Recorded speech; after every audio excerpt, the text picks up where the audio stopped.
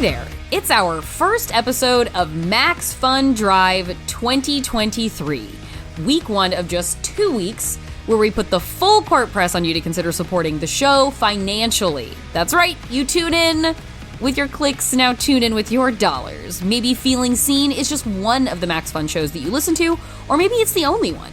Either way, when you decide to become a monthly member by going to MaximumFun.org/join, and you click that little Feeling Seen box that says this is one of your shows, it helps me, Jordan Crucchiola, keep making this show. We'll talk more about what being a member gets you later in the show, so stay tuned. But you don't have to wait until then, so why not just go to MaximumFun.org/join right now and check that off your to-do list. Just get it out of the way and free yourself up to just have fun. Then come back and enjoy one of the other perks of Max Fun Drive, which is very special episodes, like today, with the Max Fun team-up of me and Jordan Morris from Jordan Jesse Go. So let's get on with it.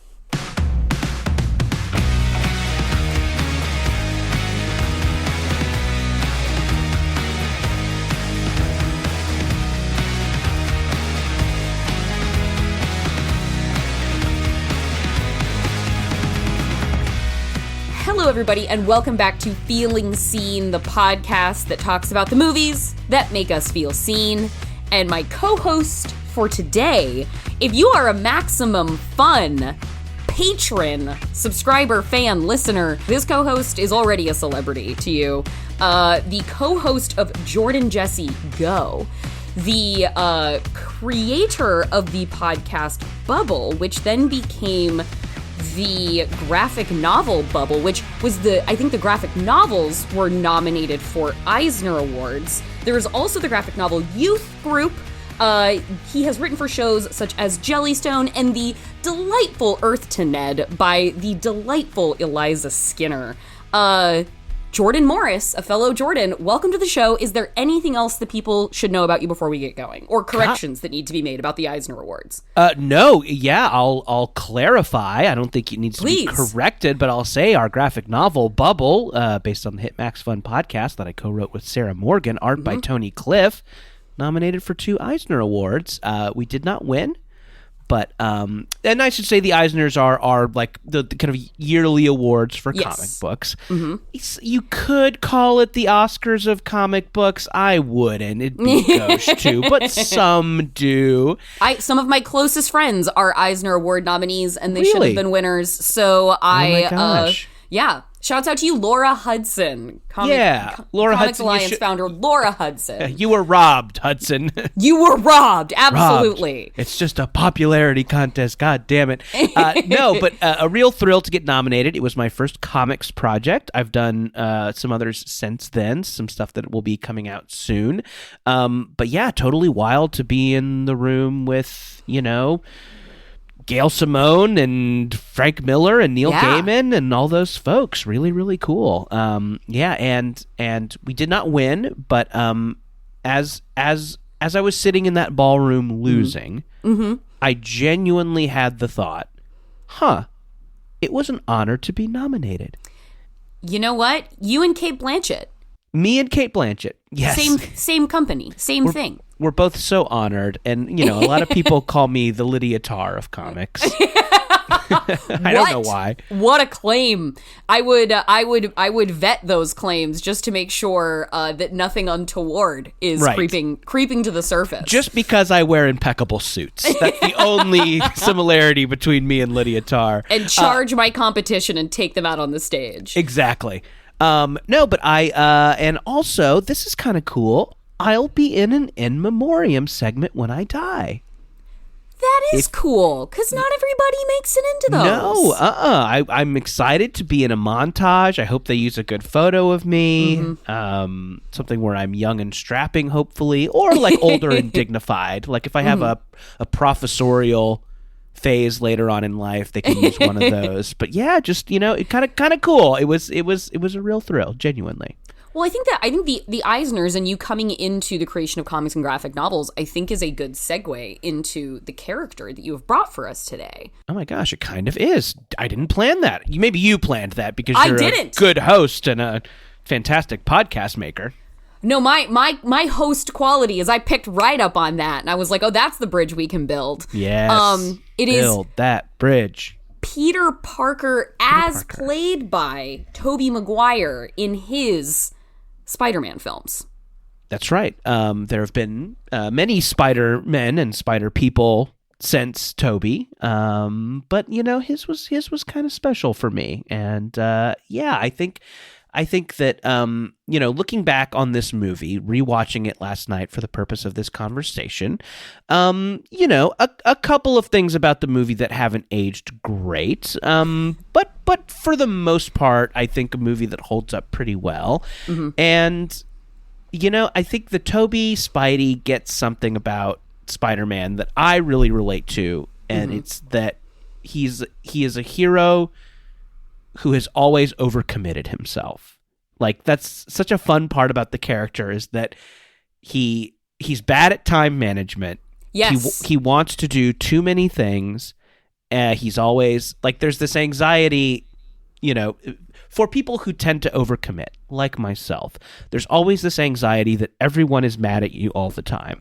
Okay. Like, you're not giving, you've agreed to 6 different projects, and and you're not giving any one of those your full attention, and in your mind, everyone is mad at you. And that's kind of like the anxiety that Spider-Man helps to process, because, not only does he have to solve crime and to save the world, fend off his various clones, a lot of clones. If you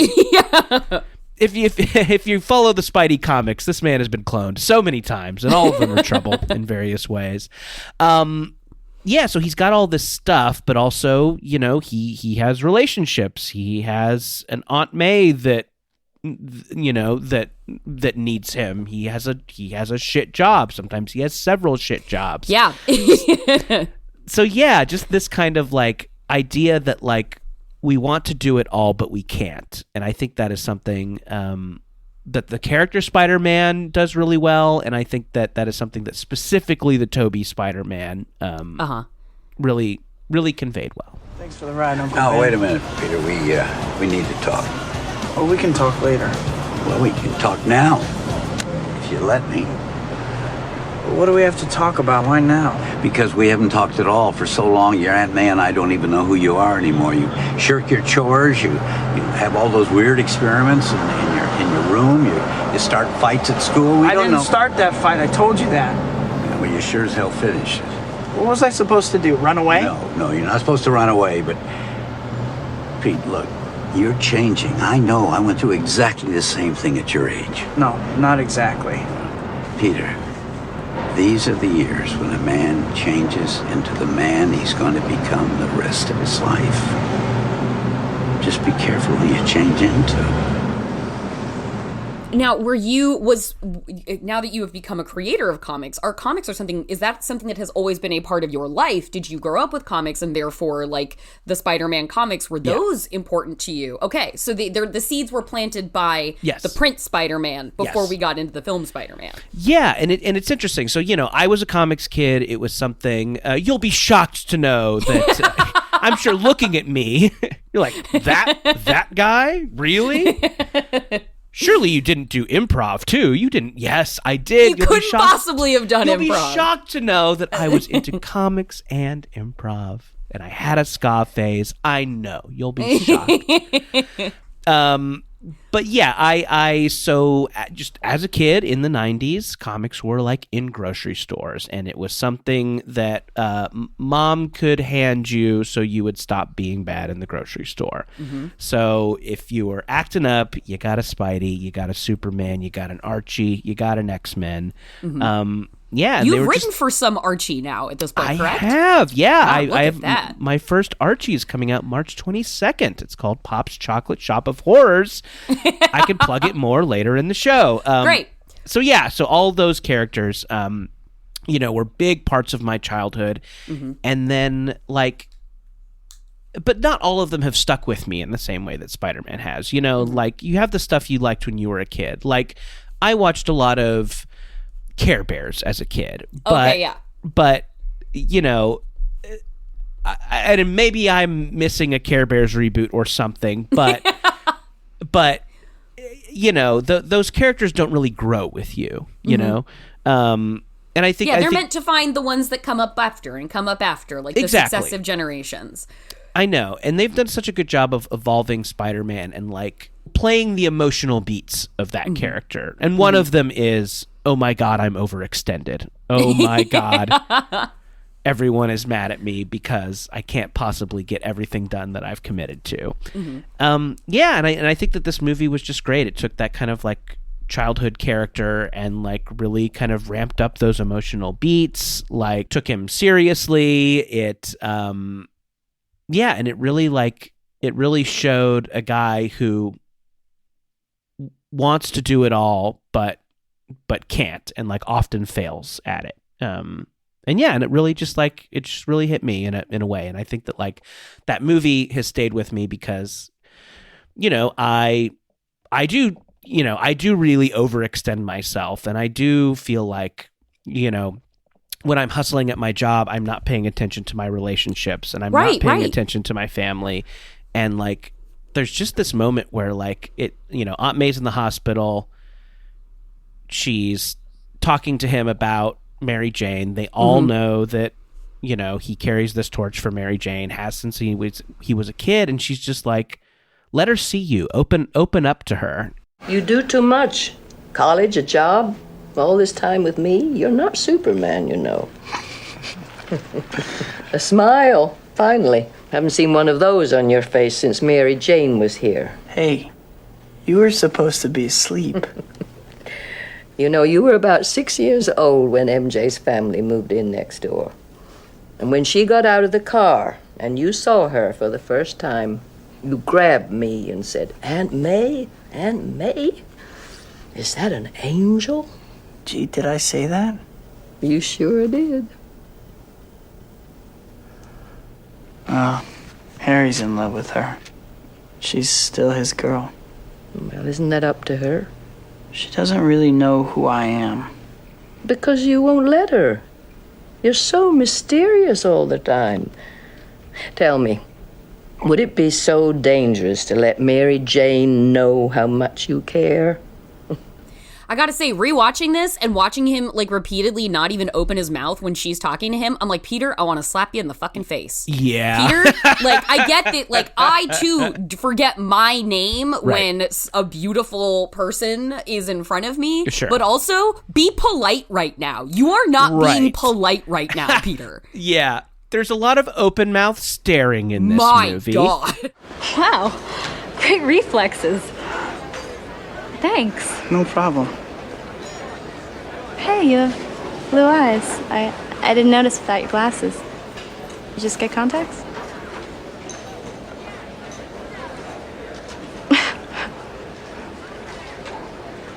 Well, see ya. And, maybe something you could say in terms of how has this movie aged is that, like, he's a little incel-y, perhaps.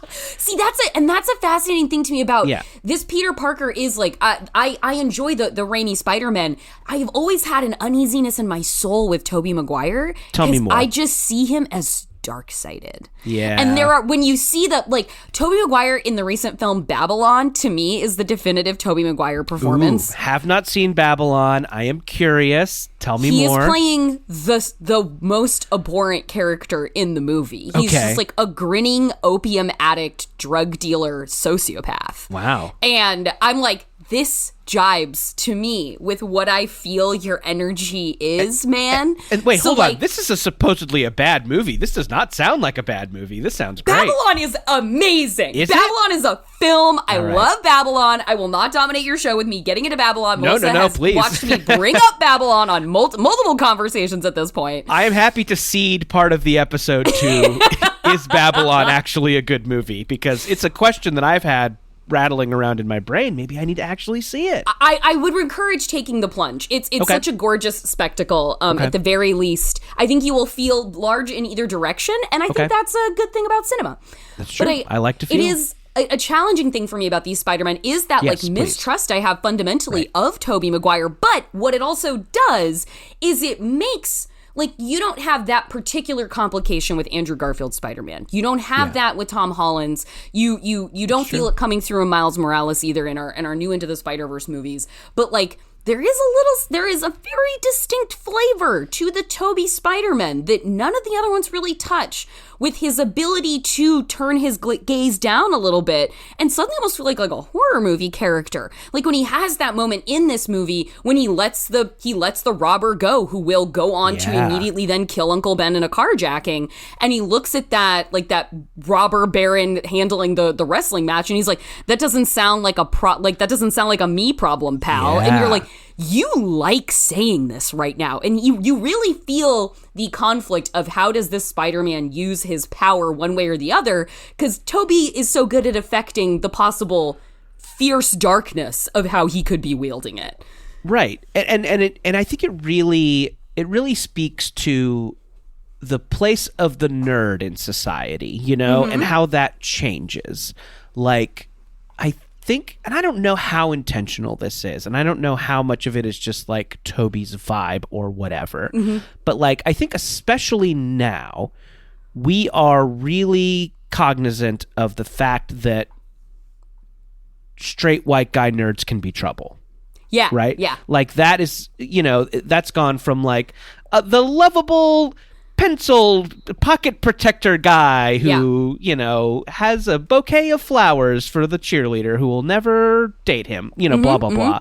Yeah. And it's like, now we are kind of in a moment where like, oh, those guys have a darkness and they can be villains. And you know, and I think if you do read the comics, throughout the comics run, the nerd version of Peter Parker is a little bit dark and is a little bit bitter. Okay. And I think that is something that this movie has. I think that his, you know, when he is Peter Parker, he is dark and he is kind of bitter. And I do think that is something that turns people off. And I think that both he and Dunst have their detractors in these roles. And I think that is something that that makes him hard to connect to for some people, is that he does seem like a bitter, dark nerd at times. And I think it does work for the character, but also it's weird that he's the hero of the movie. And now, were you a nerd yourself growing up? Would you have allotted yourself into that category? Here's the part of Spider-Man that I really, really thankfully don't relate to that hard, is the part where he's bullied. You know, I think I was teased a very normal amount in high school. I have some, you know, teasings and stuff that stick with me and that really hurt and stuff like that. But as far as like getting bullied in this way, I thankfully was not. I'm very glad to hear that. And amazing. I grew up in Orange County, California. Okay. A place that I think isn't known for celebrating weirdness. I would say. And I got to be like a weird kid. I got to be like a drama kid. I, you know, got to, you know, paint my nails and wear a dress to school on occasion. And not that stuff is, I do not think that stuff is weird, but society thinks it's weird sometimes. And particularly, like you said, if you're coming up in the 90s and you're coming up in Orange County in the 90s, that's gonna slot you into other. Yes, absolutely. And so like you know, that is a part of nerddom that has never hit home for me. And I'm grateful for that. But I do know what it's like to have like a kooky set of interests, you know? I'm glad that you brought up the idea of like the sort of placement of nerd in the social hierarchy and how we examine now what were presented to us as cues of things that were endearing or adorable or things you should root for in like the kind of Xander Harris character profile and sort of the John Hughes best friend character profile. I wondered if that was something that you grew up in, like the sort of perhaps nerd broad category, if that was something you had like kept your eye on the evolution of as you had gotten older, and like the status of nerddom and the cultural cachet of things that nerds traditionally love. Comics, sci-fi, fantasy, how that has become mainstream entertainment. And I wondered if anything you ever put any thought into. Yeah, I think I identified with like having that set of interests and being a little kooky, but yeah, I was lucky to kind of grow up feeling like that was okay. And I think that, you know, kids now are more likely to be kind of like, you know, I mean, I don't know. I don't have any kids. I'm just speculating here. But, you know, it seems like, well, I don't know. Anyway, I think objectively it can be said that even if where you are is not necessarily in step with the points of progress around conversation, discourse, there are things available to you through mass media more readily that can give you guidance by example of perhaps what you're experiencing, even if you're alienated in your immediate circumstances. Sure. I think that's a great way to put it. I think that at least like clearly it's a fucking minefield out there right now. Sure. But yeah. What we have at our fingertips hopefully allows for people in places where even it feels like they're being dragged into like a land that time forgot situation, that they can still, like kids of the 90s, fucking get on the internet and be like, hey, did you guys know there's this thing called a chat room? Like the version of that where, you know, 90s kids. A/L. Yeah. Well, and this is something I wanted to, I've been holding on to since the beginning of when we started speaking, which is that impulse you were talking about, that everyone's mad at me. I wondered, how often have you found everyone is actually mad at you? How often is that little voice right? Is it like enough to fuel the voice more, or is it like, well, I've never actually had everyone be mad at me? Here's the thing. Seldomly is that true. That is okay. That's the voice. That's the negative self-talk. Yeah. That's the that's the voice doing its voice thing. I will say that in the past, I have been pretty bad at time management and pretty bad about like realizing that relationships need work.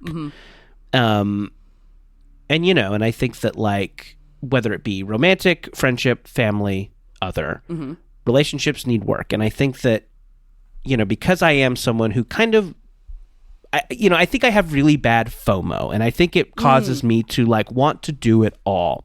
So I think I am always committing to projects. I am always committing to outside projects. I am, sometimes taking on more than I can handle. And I'm like, okay, well, here's how many hours in a day I have, and I've scheduled these projects accordingly. Oh, and then I realized I did not leave any for family, friends, romantic partner. And I think that I, in the past, have been a frustrating family member, friend, romantic partner because I've been so committed. And it's tough. And I know it's tough for people to say to you, like, be less ambitious because I want to spend more time with you. But like, that's real. And that should be like a real thing you can say to somebody. And so I think I have learned that I am like, happiest when my relationships are nurtured, and that sometimes I need to say no to stuff, much like Spider-Man should say no to fighting the occasional clone. There's gonna be a lot of clones, Spider-Man, so maybe you can't fight them all. Yeah, and no, there's more spider people. You got Ghost Spider, you got Miles, Jessica Drake's out there. A lot of spider people. They can take care of it. But also kind of realizing that like things will get done.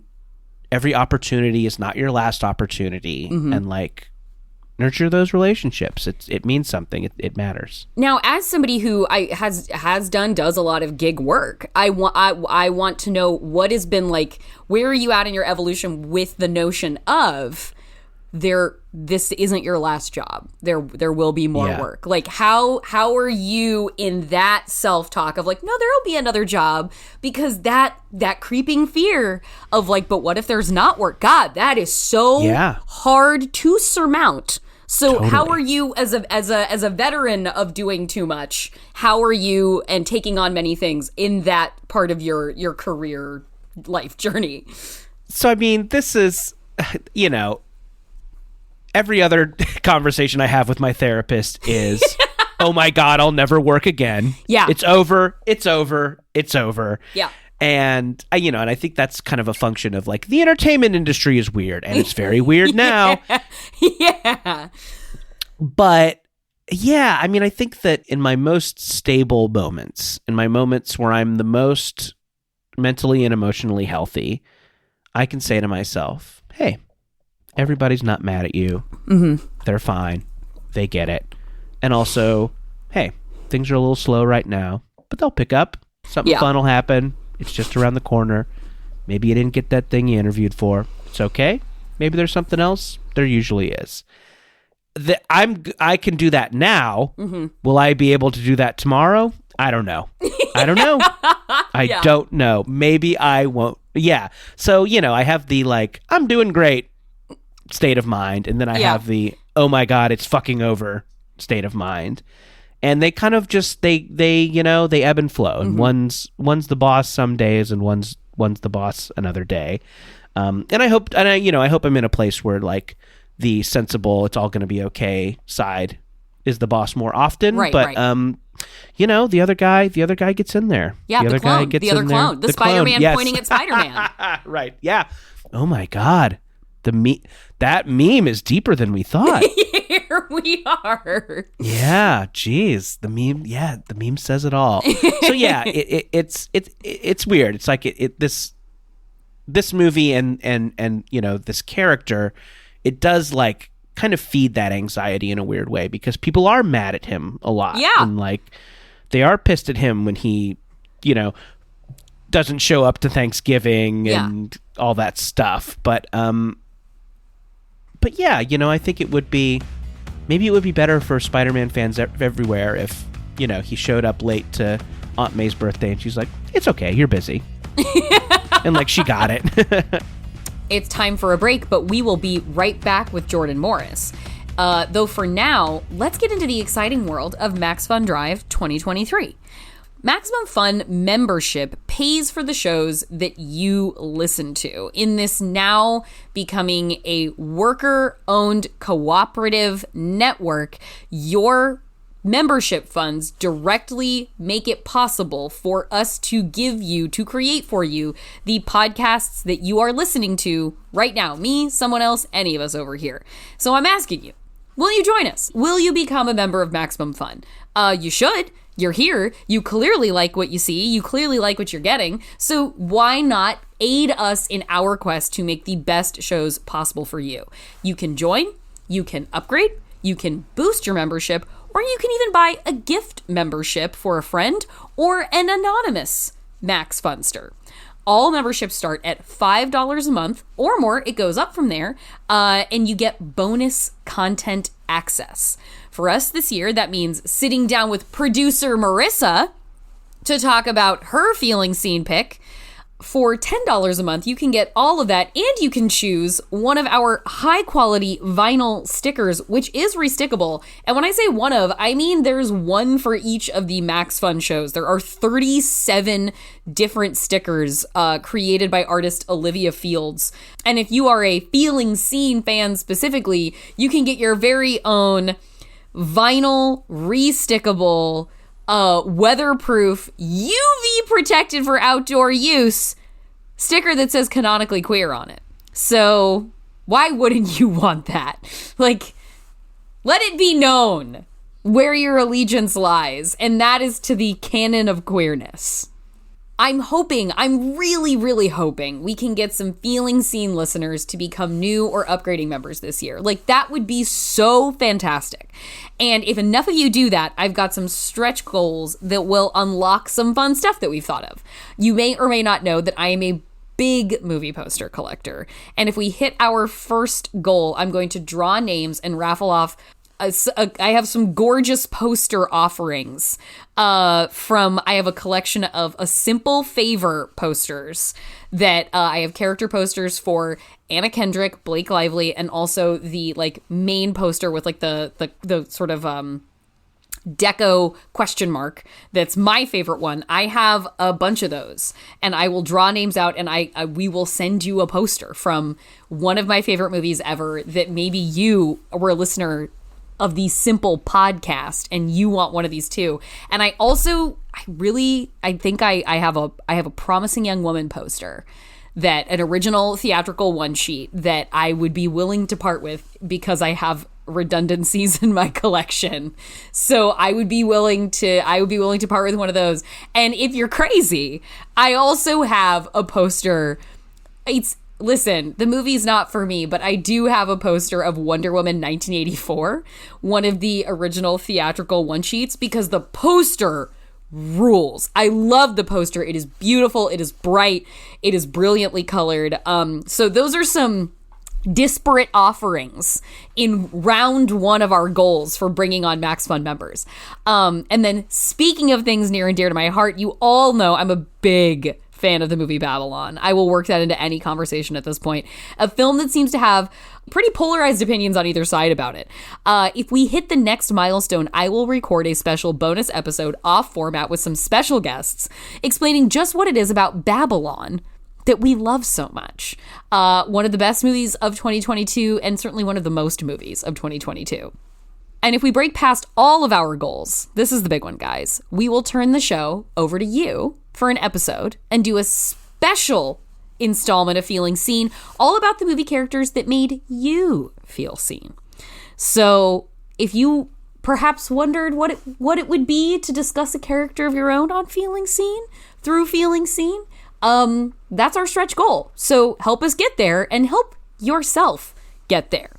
And become a member and select Feeling Seen as your favorite program. If you want to do any or all of those things, go to the website, MaximumFun.org/join. Go there, boost, upgrade, gift a membership, do some of those things. And right now, we will get back to the meeting of the Jordans, already in progress.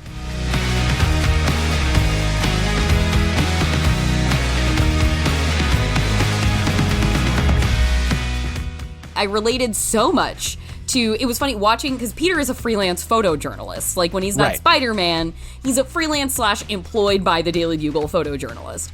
And he, like, when he walks in there and J.K. Simmons is like, I'll give you $200, I'll give you $300, standard freelance rate. They're crap, mega crap. I'll give you $200 for all of them. That seems a little low.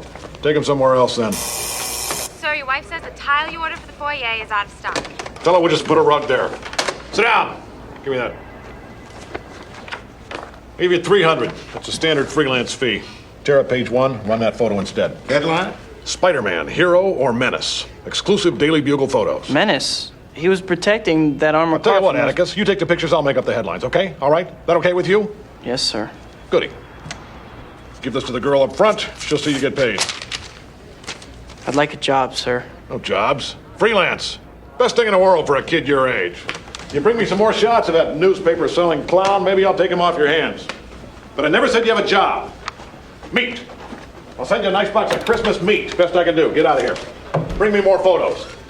Peter is actually living the life of what my top advice to anybody pursuing journalism, particularly as a freelancer, but in general today, is have a spouse who doesn't do journalism. That's the best way to do journalism. So and Peter has that. He's not married to Harry, but he's got that cushy pad that Norman's like bought for them. And they it's are like, not going to get evicted. They're not going to get evicted. Landlord is dad. I was like, well, he's a very prescient freelance journalist to have scored himself somebody with stable money so he can be living and be accounted for in that way. God, we all need to find our Harry Osborn, don't we? Yeah. Hey, Pete, you're probably looking for a job now, right? Dad, maybe you can help him out. No, I appreciate it, but I'll be fine. No problem. I'll make a few calls. No, I couldn't accept it, sir. I like to earn what I get. I can find my own work. I respect that. You want to make it on your own steam. That's great. It is funny about that apartment. Something I noticed watching it for this record is that there's a lot of kind of nice furniture in there that you could tell maybe came from the Osborne mansion. Anyway, very well art directed set. It's not like they don't comment on it, but I'm like, oh yeah, there's some like antiques in here in this like loft apartment. It's I know. I love the way that it's like at once it's supposed to look like they're just like kids giving it a shot with this like plywood stairway that like doesn't even look like it has railings on it. But then, like you said, then there are these accent pieces where it's like that's blue blood furniture. Yeah, right there. There's like a big leather chair. There's an armoire that you can kind of see in a couple of shots, and I'm like, oh, these are from the Osborne guest room or something like that. Now, how old were you when you saw this Spider-Man? Was it when it came out? Yeah, let's see. This came out in 2002, so I was like maybe in my first or second year of college. Okay. And I think it was one of those things where I'm like, oh, here's this character I knew as a kid and have kind of kept up with, but not really. I think I wasn't like back on comics full time at this point. Because I think there was a time in my life where I was kind of embarrassed that I had a comics phase and maybe tried to, phase it out or kind of do it in secret. But yeah, and I was just like so surprised that like the emotional stuff about Spider-Man still kind of resonated. And I think that's like a testament to why this movie is so good and has endured in the way it is, because it like, really, really plays those emotional beats well, and you can relate to so much of what he's going through. At that time, were you keeping up with superhero cinema? Because this was a bit of a shift from like, obviously we were post the Schumacher phase of like Batman, the Shadow and the Phantom were not like the kinds of movies that were necessarily coming out. The X-Men had been introduced at this point. Like X-Men had kind of changed everything, and X2 coming with it. Blade still, to me, best of all of them. But like, God, we stand a legend. I mean, everyone, maybe we're about the same age. I think everyone around our age just wants to go to a blood rave at some point in their life, right? We are all like, we could sign our lives away if we were able to sign it away at the blood rave in the beginning of Blade. It's as true now as it was back then, but some motherfuckers always trying to ice skate uphill. Some motherfuckers are. It is an adage as old as time itself, and I'm so glad we've come to terms on this. Yes. No. Blade absolutely whips ass. It is, it is more of a B movie than this movie is, but which is quite the thing to say when this is a Sam Raimi film in its bones. Right. No, you're right. You're absolutely right. This is like as much Evil Dead as it is, Avengers. It is. It's such a like. I hadn't watched this one in a long time, and it's the way it is such a Sam Raimi film, and the way that he anchors it in his pulp sensibility. Right. It doesn't feel like a superhero movie of now necessarily, but it also doesn't feel too terribly dated. Like, yeah, some of the effects are rubbery. It was 2002. Who gives a shit? But like. There is a timelessness, I feel like, to the way it's so classic, the way Sam Raimi shot this. It's like, it feels like a 70s superhero piece. It feels like it is of its moment when it came out. And it feels like it would be the way, if Sam Raimi obviously got to make Doctor Strange and the Multiverse of Madness recently, but it feels like if you had a young filmmaker come out and make this superhero movie right now with those zoom-ins and that sort of zing-pow sensibility, they'd be like, wow, this auteur, look what they've done. Like, I feel like there will always be an appeal to the certain kind of artfulness that defines this Spider-Man. And I think that's something that struck me, and that I think struck audiences when this came out, is that like, oh, this is a comic book movie made by someone who likes comic books. Yeah. I think there was a stretch where people were kind of trying to like hide from the source material a little bit, or trying to like apologize for it. And this is one that's like, no, I love Spider-Man. This is kind of bombastic and operatic and soapy. Spider-Man is soapy. That is a part of the character from issue 1. Yeah. Like it is definitely like rooted in the source material. It's not apologizing for it. And it worked, Yeah. And I think that's something that like is always a little push-pull with comic book movies. It's like, how comic booky do we make this? Yeah. And I think this is one that is very comic booky and absolutely works. And for it to come like, and it's this amazing moment in time where like, I feel like it is right on the eve. It's coming right on the right before Nolan's gritty Batman reboot. Right. Yeah. Where we're about to go from the sort of candy-colored comic book style to again, the gritty reboot, to the grimdark thing that we wanted. And I enjoy the pop and color of, like, I feel like that's back in superhero movies now. We obviously, movies like Suicide Squad and the Guardians films are just, like, dining out on that. But it is, I feel such a sense of warmth watching those joyfully, like, before irony was the sense of humor, like, that was the currency of the realm. Watching something that is just pure sincerity, which feels like it was kind of one of the ending points of sincerity, where we weren't, like, fully yet into post 9/11 cinema, where everything was going to start getting, like, cynical and cash grabby and sad and homo nationalist. Like, there's a wonderful heart of gold in this that feels like it could only have existed with this franchise starting when it did, like, probably getting going, being made in 2000, 2001. Yeah, I mean, it is a sweet movie. It's a corny movie in a lot it's of corny. ways. Like, it, you know, and there's an aw shucks kind of vibe to a lot of it. Gee whiz. But yeah, I don't know, it's nice, and definitely, like,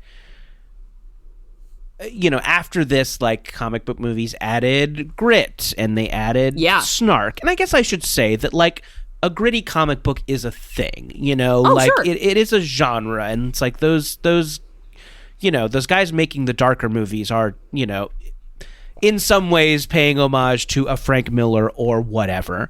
But, you know, but even those in their own way are kind of like, you know, apologizing for the character a little bit or changing parts of the character that, you know, people might think are corny. But yeah, it is just really nice to, like, it is really nice to just kind of, like, see a movie that's a little bit corny, you know? You know, even if it is a little bit uncomfortable when he's staring at Mary Jane all open mouth, it is like, hey, that's young love, you know? So when you started making comics of your own, like, what was it? What did you want to imbue them with in terms of a tone that you felt like maybe you weren't getting enough of, that you wanted, or that you wanted to bring with you that you had seen elsewhere? Like, how did you want you working within this format to, like, represent, like, art from your heart, from this thing that you've been carrying with you since you were a kid in comics and then coming forward into graphic novels? Yeah, I mean, I wanted them to be comic booky, and maybe I can explain that a little bit more. But like obviously, Bubble was an adaptation of a podcast, and I think when we were making the comic book version, we just didn't want it to be a thing where it seems like, oh, they just handed an artist the script to the podcast and said, you know, draw this pencil monkey, and let me cash my massive comic book check. Those don't exist. But maybe they do for some people. Guys, passion projects. But yeah, so I think we worked a little bit to, you know, add some stuff that we knew was comic booky. Like, there are some, like, wordless sections of Bubble that I really like. There are some, like, parts where the art, like, just does all of the storytelling. Yeah. And I think, like, adding stuff like that was really important to us because we wanted to seem like we were, like, telling the story for comics rather than just, you know. And how is that as a, like, obviously you're right, you've written for television, like, you are a person who writes, like, how is that moment when you're like, I'm going to cede the storytelling to visuals entirely? Like, which we don't even necessarily get, you know, film is a visual medium, obviously, moving pictures, but still, like, the idea of the absence of words feels like a deliberate choice where it's like, and they really just, they were doing things with the negative space. But, like, that's fundamental to comics. Like, that's part of the experience of it. So how was that as a writer ceding to that? I think something that I have had to adapt to with comics is, like, my first TV jobs were kind of like late night sketch variety type jobs where you just need to produce jokes by the page. Yeah. You know? And I think that my Bubble co-writer, Sarah Morgan, also, she has a very kind of similar kind of experience where she wrote for, like, late night shows and variety shows. So it's just like, you know, if the joke is, you know, whatever, Donald Trump loves cheeseburgers, you have to have, you know, 10 different versions of Donald Trump loves cheeseburgers or you're fired. And so I think that something we realized is that, like, oh, instead of having 5 jokes here, what if we had 1 joke and let the people enjoy the art, or let the kind of acting of the characters tell a little bit of the story? Because when you fill that page with a bubble that has a giant block of text, like, that's less art you can see, Yeah. And so I think it's like it's a lot of self-editing. It's a lot of like. I was just gonna ask if the format forced you to really be your own editor when it comes to absolutely. Okay. And you see it on the page. There's you get the phases of the comic as you get the pencils back first, and that's just kind of a rough sketch of what it'll look like. And you see just how much of the page your fucking dumb words take up. And it's a bummer. And so, it was interesting. And I know our artist on Bubble, Tony Cliff, was very patient with us in a really, really good, like shepherd into the world of comics. He's a pro. And and I've been very lucky to work with other great comics folks who, have been good collaborators in that way, and that they were like patient with like letting me realize when I've, just included a chunkier monologue than needs to exist. Sort of, I guess with the way there is, quite a bit of open mouth gawking from Peter Parker in these Spider-Man movies. Yeah. Like, it almost kind of serves as it serves almost as comic panels in themselves when you're watching the movie. It is a little bit, yeah. Where it's just like it has to just be written on sort of his dopey face, and MJ just with like twinkling eyes back at him, and you're almost just like flipping through this like exchange of emotion through like twitches of eyebrows kinds of things. Yeah, for sure, and they're both really expressive. And I think that I do love their chemistry in these movies. I know that some do not, but I'm a big fan. And I've had very limited experience writing for other people's comic properties. My first experience has been Archie, and it was interesting because the Archie stuff we're writing is Archie horror. So I was going to ask if horror was anything you had a special interest yourself, or if that's just where you found yourself with this, because I always like to figure out if people like horror. Yeah, I didn't. So I didn't as a younger kid, but because I grew up in the 90s, when Scream hit, horror movies were like all over theaters, and it was just such a big thing in my friend group. We're all going to go to the movies. So you felt the difference that Scream made when it happened. Like, totally. Wow. I'm like, oh, the movie theaters are now filled with movies that I'm scared of. Wow. And don't really want to see, but I need to kind of like nut up a little bit and learn to enjoy these. Yeah.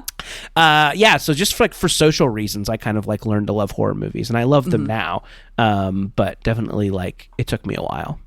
Well, and that is, I think Sam Raimi has always just so joyfully been a child of and a steward of horror and genre films. And it's so nice to, like you said, you're watching a movie in the Spider-Man where it's like, this is a guy who like gets what the comics are going for and who likes them and respects them.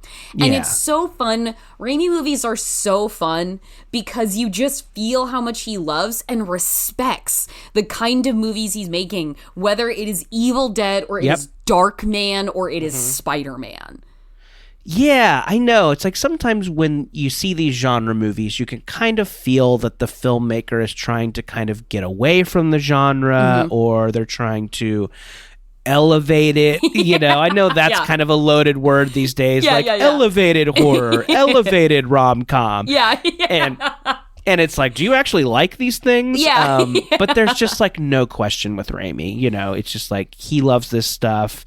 He loves gore. He loves soapiness. I remember the first time I saw Darkman, I was like, this is so, it was probably around when it came to VHS. I remember thinking like, this is so dumb and bad. And I just like couldn't watch. I couldn't get it at the time. Sure. And then I later as an adult watched Darkman and was like, oh my God, this is fucking fantastic. Everybody's doing exactly like the over the top is the point. The schlocky is the point. Like, and what a stupid reaction from someone like me who loved The Shadow and The Phantom when they came out. Oh, wow. So I don't know where that disconnect happened. So but just to make a list, Babylon good, The Shadow good, The Phantom good. Okay. I wouldn't defend The Shadow and The Phantom, but I will defend Babylon. I will plant my flag on that hill, and I will go to war for Babylon. Whereas I'd be like, listen, I get it, guys. Like, maybe Billy Zane in the purple suit on the horse wasn't your thing, okay? Treat Williams is there. I understand the kind of movie we're watching right now. That was a funny little time in like comic book movies where like maybe it was after the Burton Batman where it's like, Batman was a hit. You know what kids want? Radio serials. They want characters based on their favorite pulp radio serials. That's such a good point, because there is also a movie from around that time that I do also love called Radioland Murders. That's right. Just about like, let's watch a radio serial be filmed live, and there will be a whodunit murder mystery that plays out over the top of it. You're right. We were super behind radio serials in the 90s. Yeah. And I think that was just kind of a like a dumb executive assumption because like maybe Dick Tracy was in there too. We had the Dick Tracy movie. Yeah. I think something that like sometimes people, you know, when people are deciding what to make and what not to make, it's like, no, there's been Spider-Man never went away. Spider-Man absolutely never went away. There have been continuous Spider-Man comics since the 30s. People are still into him. I don't know if we know who the Shadow is in 1996. But boy, Alec Baldwin said yes, and Penelope Ann Miller is here. So someone called Tim Curry and Ian McKellen, and we've got a movie. I mean, I would recommend that movie for the Tim Curry performance alone. Like, if you want to see another Tim Curry like hitting it to the hilt kind of performance, doing something weird in the 90s, like that, what a joyful little time. I want to see that. Well, so then with as somebody who has now like doing, it seems like maybe doing more and more in comics format, what are you finding there are like, is this something where your creativity and curiosity for it grows the further you get in? And like, are you kind of discovering more you want to do in this medium? Or like, are you like, finally I can fulfill things I've wanted to do in this for so long? Oh no, I've loved doing comics. It's been so much fun.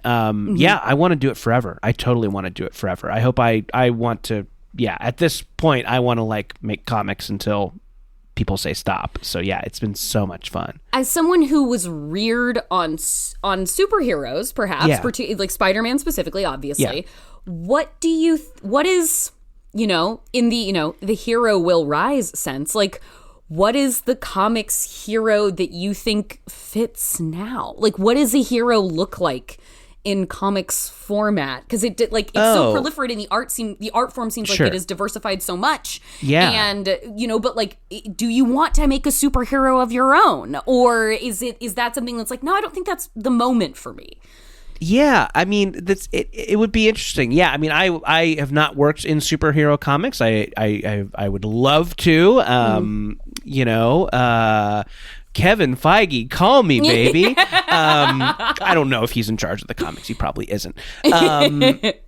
But yeah, I mean, okay. Here's something kind of interesting. So, in modern DC Comics continuity. Lois and Clark's son, John Kent, is a superhero character. He has powers, and he's kind of like exploring them for the first time. And he's just a great character in that he like prioritizes kindness, and he feels overwhelmed and has to take time for self-care. And it's like just this thing we're talking about. It's like superheroes are these like overextended, you know, the weight of the world is sometimes literally on their shoulders. Yes. But they've done such a great job of like making him this unique character in that he is one that like takes time for himself. It's such a funny, weird little detail, and like and it just makes all the difference. It makes him so much more modern in that, like, I think this idea of taking care of yourself is weirdly new, you know? Of like, you know, like therapy is good and time alone is good and like all this stuff that you know, all this kind of messaging that I certainly did not get as a kid. But yeah, now there is a superhero that realizes when he's overextended and takes a break. It's really interesting. You know, there are so many legacy heroes. If you're like, it's interesting to see people kind of like create new heroes and like make them modern in some distinct way. It's a really, really cool idea. And when it like works, it's just super impactful. Yeah, that was one that I read. I'm like, oh, this is perfect. He is like, there's all the fun of Superman, but he has these couple of unique kind of modern traits that just make the whole thing feel new.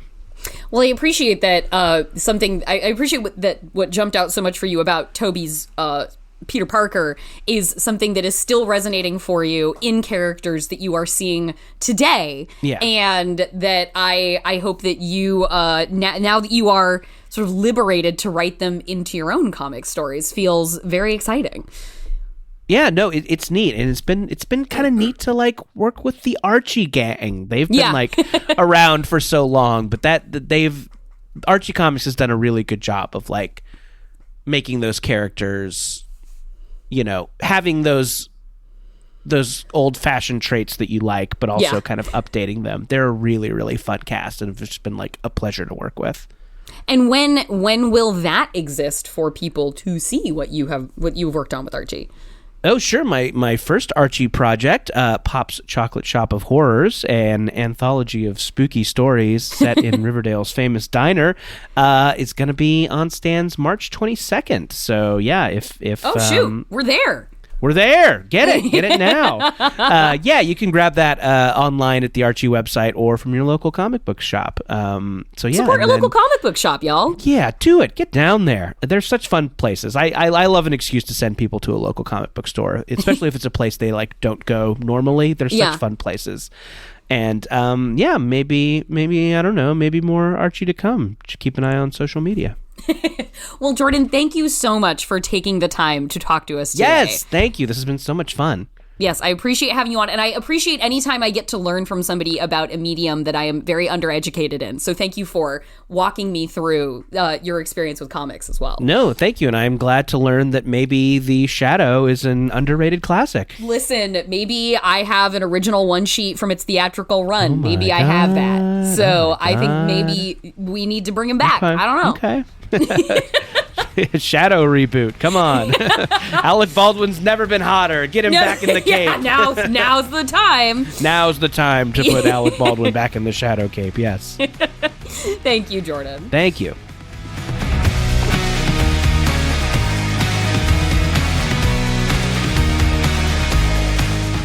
Thank you again to Jordan Morris. His Archie horror comic, Pop's Chocolate Shop of Horrors, is freshly on shelves now, so go pick that up.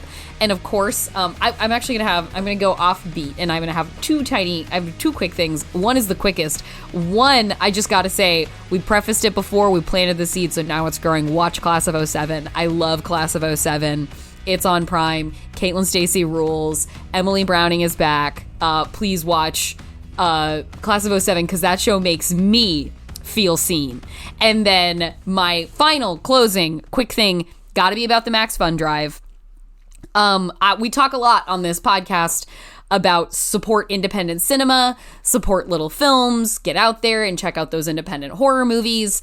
And it's the same ethos, support independent creators. That's such a weird word now, because like creators is like people who make content and spawn, and like to be a creative doesn't necessarily align, I think, with the notion of like those who make the arts. It's sort of a catch-all term now, but really, truly support. This is an independent venture. Maximum Fun is an independent venture. It is not owned by big corporate interests, and in fact, it is now owned by the employees who comprise the company. So you should continue to support independent art and independent makers by supporting us. Go back up in this episode a little bit if you want to hear the goals that we have set for ourselves and the rewards that come with those goals. And you can also, like, if you pledge more than $10 a month, like, there are additional treasures that can be unlocked for you. We have not even covered the breadth of benefits that you get when you become a Maximum Fun member in our rundown here today. But all you have to do is go to the website. That's it. MaximumFun.org/join. We all know so rapidly how to pay for things with our credit cards these days. This should be a very painless procedure for you. It is click and go. It is plug and play. MaximumFun.org/join. And that is our show. You can follow us on Twitter at FeelingSeenPod or send us an email at feelingseen@MaximumFun.org. Our theme music is by Andrew Epen. The show is produced by Marissa Flaxbart. Our senior producers are Kevin Ferguson and Laura Swisher, and this is a production of Maximum Fun.